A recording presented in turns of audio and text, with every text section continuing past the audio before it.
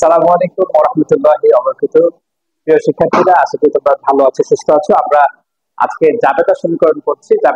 জাবেদা সমীকরণ আমাদের জন্য কিন্তু খুব ইম্পর্টেন্ট। নবম দশম, একাদশ, দ্বাদশ, অনার্স বলো, বিবে বলো, যাই বলো না কেন। তো আমরা যে প্রশ্নটা সাজিয়েছি এখানে ভ্যাট সংক্রান্ত এবং আরো বিভিন্ন বিষয় যোগ করেছি। তো প্রথমে তোমরা কি করবে, এই প্রশ্নটা শুনবে। আমাদের এই প্রশ্নটা আমি একবার বলবো, তারপর এটা কমেন্টসে দিয়ে দিব।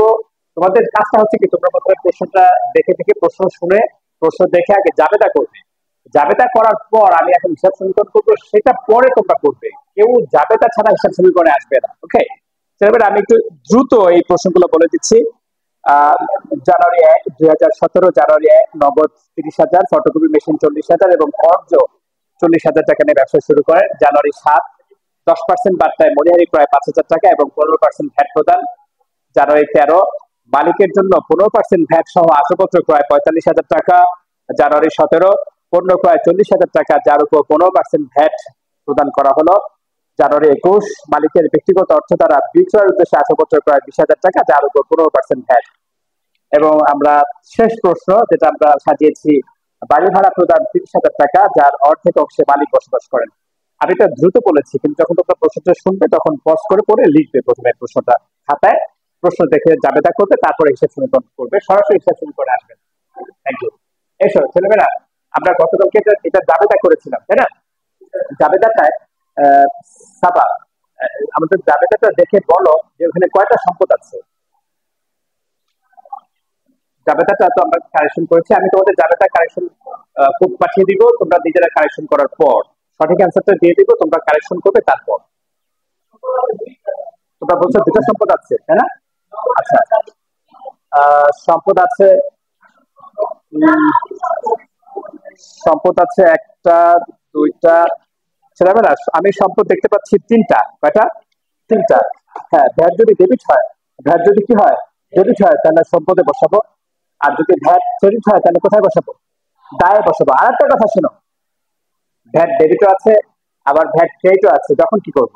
সম্পদের পাশে লিখবো, দায়ের পাশে লিখবো? সেটা না করে আমরা ডেবিট বেশি হলে সম্পদের পাশে ঘর করবো, ক্রেডিট বেশি হলে দায়ের পাশে ঘর করবো। আমরা অ্যামাউন্টটা দেখবো যে কোনটা বেশি। ওকে, তাহলে আমাদের এই অঙ্কে তোমরা বলেছো, হ্যাঁ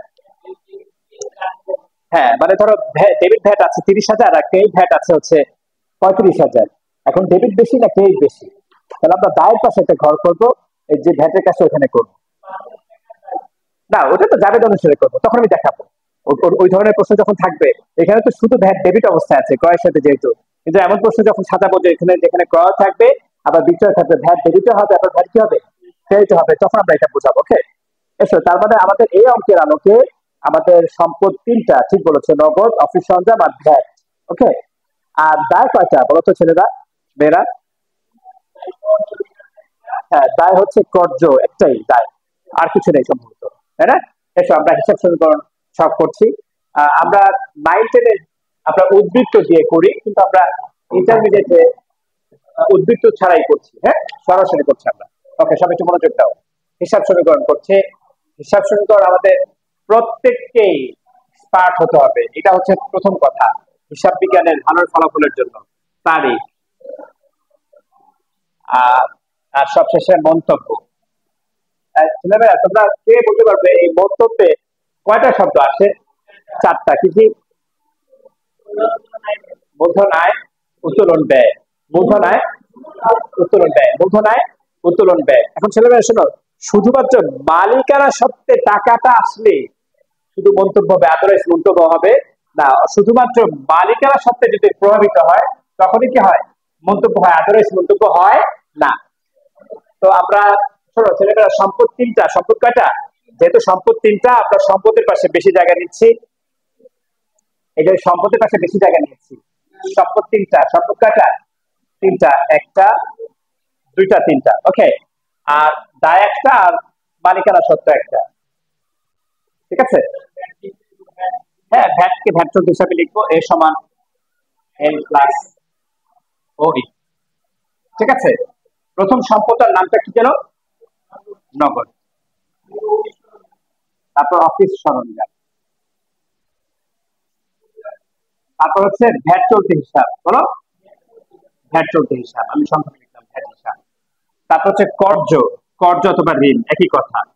আর সবশেষে মালিকানা সত্ত্ব। ঠিক আছে, ওকে ছেলেমেয়েরা একটু সবাই একটু মনোযোগ দিবে, এদিকে একটু তাকাবে। বলো তো তুমি, সম্পদের পাশে ডেবিট হলে আর ক্রেডিট হলে বিয়োগ। তুমি বলো, দায়ের পাশে, এই সেন্টু, দায়ের পাশে ডেবিট হলে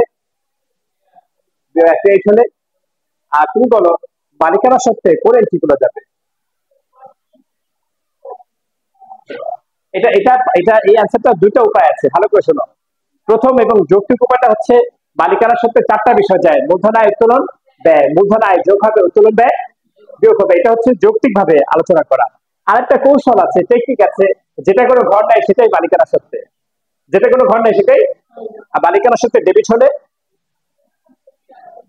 বিয়োগ করবো, আর ক্রেডিট হলে যোগ করবো। ওকে, তাহলে এটা কত সাল দিয়েছি? 2017 বলেছিলাম, রাইট। এসো 2017 জানুয়ারি 1। ছেলেমেয়েরা বলো 1 তারিখে যাবে তো বলো, যাবে তো?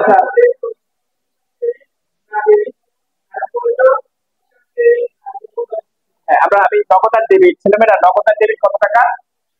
আমরা নগদান ডেবিট 70,000, যেহেতু ডেবিট হচ্ছে যোগ করবো।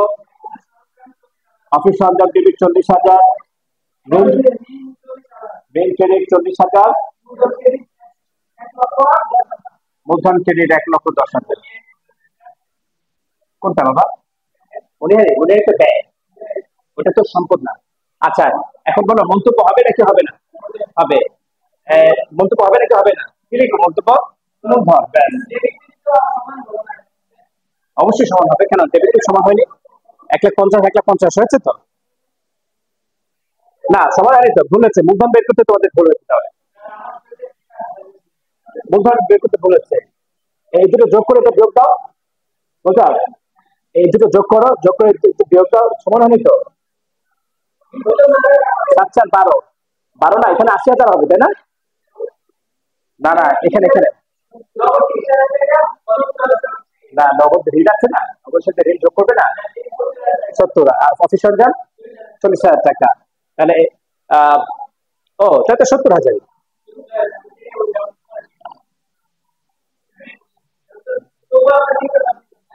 হ্যাঁ, ভালো হয়েছে যে এখন এসে ধরা পড়ছে, তাই না?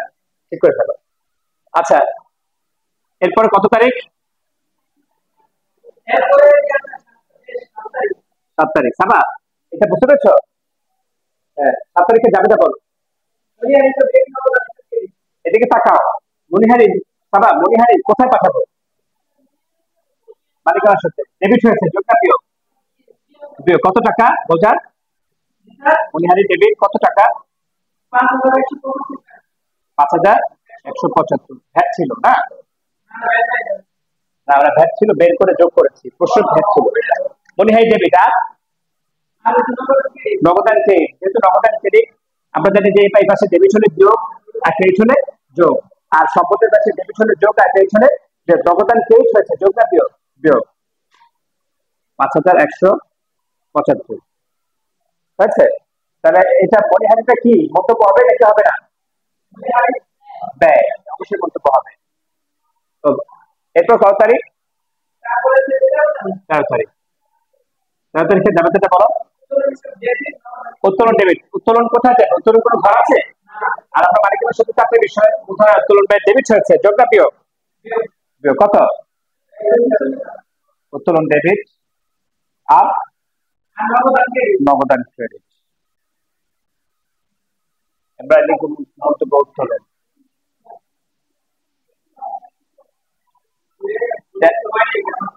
13 তারিখে পরে বলো, যাবে সেটা বলো। এবার দেখো,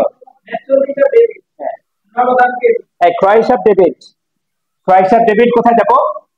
ক্রয় হিসাব ডেবিট, ক্রয় ব্যয়, ক্রয় কোনো ঘর নাই, উদ্বৃত্ত নামাচ্ছি না, উদ্বৃত্ত নামাচ্ছি না। ক্রয় ডেবিট কত? 40,000 ক্রয় ডেবিট।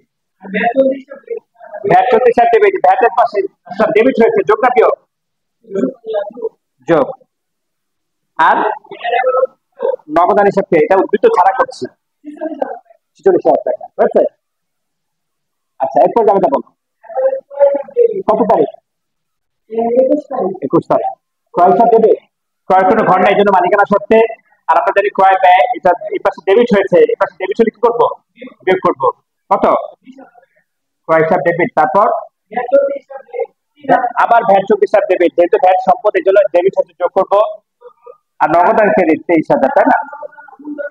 ওইখানে মূলধন, এখানে মালিক দিয়েছে মূলধন ক্রেডিট কত? যেহেতু মূলধনের কোনো ঘর নেই আর মূলধন মালিকানা সত্ত্বে দেয়, এটা ক্রেডিট হচ্ছে, যোগ করবো। কত? 23,000। গুড। না, প্যাচ লাগবে না, এটা সহজ বিষয়। হ্যাঁ, মূলধনায় উত্তোলন ব্যয়, মূলধনায় যোগ করবো, উত্তোলন ব্যয় বিয়োগ করবো। আচ্ছা, এটা ব্যয় ছিল, এটা মনে হয় ব্যয়, এটা ব্যয় আছে, আবার উত্তোলন না, এটাও ব্যয়। তারপর কত তারিখ? তুমি দেখো, তুমি কেন এখানে তুমি বুঝতে পারো যে এখানে +3,000 না, তুমি এই দুটা মাইনাস করে দেখো, +3,000 আসছে। না না না না, এখানে 20,000 আর 23,000 প্লাস মাইনাস করে, এখানেও 3, এখানেও 3। তুমি তো ইন্ডিভিজুয়ালি বুঝতে পারো যে আসলে তোমার অঙ্কটা হচ্ছে কিনা। এরপর কত তারিখ? 31 তারিখ। যাবে তা বলো। ভাড়া দেবে, যেটা দাও ভাড়া দেবে, ভাড়া কোনো ঘর আছে? মানে যেটা কোনো ঘর নেই সেটাই মালিকানা সত্ত্বে ভাড়া দেবে। ভাড়া দেবে কত? না, ভাড়া দেবে 30,000। অর্ধেক 15,000। ভাড়া দেবে 15,000। তারপর আবার উত্তোলন এসছে, উত্তোলন কোনো ঘর নেই তো এখানে, কারণ আমরা জানি মালিকানা সত্ত্বে সত্ত্বে 4টা বিষয় জড়িত: মূলধনায়, উত্তোলন, ব্যয়। ডেবিট, ভাড়া ডেবিট, উত্তোলন ডেবিট, আর নগদান হিসাব ক্রেডিট। আরে নগদান লিখছি 30,000। বুঝছে? দেখো, এখানেও -30,000, এখানেও -30,000। তুমি তো সিকোয়েন্স প্রতিটা এন্ট্রি করার পরে তুমি বুঝতে পারছো অঙ্কটা হচ্ছে কিনা। হ্যাঁ, হ্যাঁ। তো ছেলেমেয়েরা, এটা তোমরা যোগ বিয়োগ করে ফেলো, যোগ বিয়োগ করে আমাকে জানাও। আলাদা মানে অ্যান্সার তো একই আসবে, দুটো নামাও না নামাও। তো ছেলেমেয়েরা তোমরা একটু পজ করে দাও। ছেলেমেয়েরা দেখো, আমরা এখানে যোগ বিয়োগ করে এখানে পেয়েছে 57,175, এখানে 40,000, এটা মাইনাস, এটা +40,000, +9,000, +40,000, -48,175। তাহলে আমাদের যেহেতু মাইনাস বড়, এই জন্য আমাদের মাইনাস আনসার আসবে 8,175, তাই না? -8,175। এখানেও যোগ বিয়োগ করে দেখো, বোঝাই যাচ্ছে 8,175। ছেলেমেয়েরা, আমরা এখন জেড টেনে দিব। আর এই যে এটা মনে হয় ব্যয় ছিল, তাই না? এই তারিখে ব্যয়, এটা উত্তোলন ছিল, ব্যয় ছিল, একটা মন্তব্য দিলেই হবে। এই হচ্ছে আমাদের হিসাব সমীকরণের অ্যান্সার। তো আমরা হিসাব সমীকরণটা বেশি বেশি প্র্যাকটিস করবো। তবে হিসাব সমীকরণ পারার পূর্ব শর্ত হচ্ছে আমাদেরকে জাবেদায় কিন্তু এক্সপার্ট হতে হবে। জাবেদায় যারা সঠিকভাবে করতে পারবে, হিসাব সমীকরণ কিন্তু তাদের মিলে যাবে। তো আজকে এই পর্যন্তই। যাদের সমস্যা আছে, যাদের যে এন্ট্রিগুলোতে সমস্যা, আজকে আমাকে কমেন্ট করে জানাবে। আমি ইনশাআল্লাহ পরবর্তী ডিসকাস করবো। আজ এই পর্যন্তই। ধন্যবাদ সবাই।